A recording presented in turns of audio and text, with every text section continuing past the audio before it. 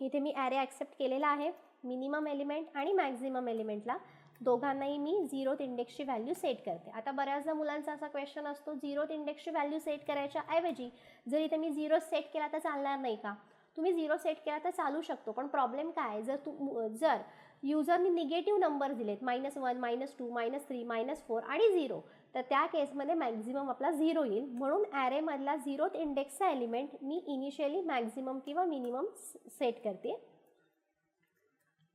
I is equal to 1, I is less than n, I plus plus आणि इथे आपण comparison करणार आहे. इफ a of I म्हणजे current element greater than equal to max असेल, so maximum element आपला current element होणार आहे.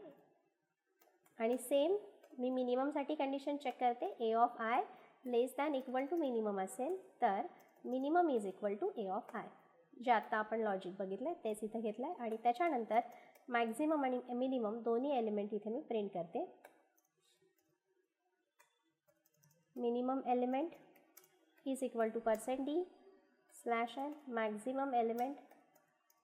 तुम्ही 2 printf स्टेटमेंट पण यूज करू शकता.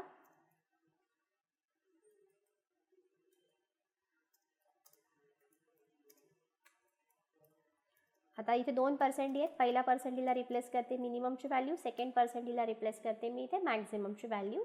प्रोग्राममध्ये चेंजेस केलेले आहेत. प्रोग्राम कंपाईल करते, रन करते. Enter how many numbers, 5 numbers मी इथे एंटर करते. रँडमली कुठलेही दिले तरी पण चालणार आहे.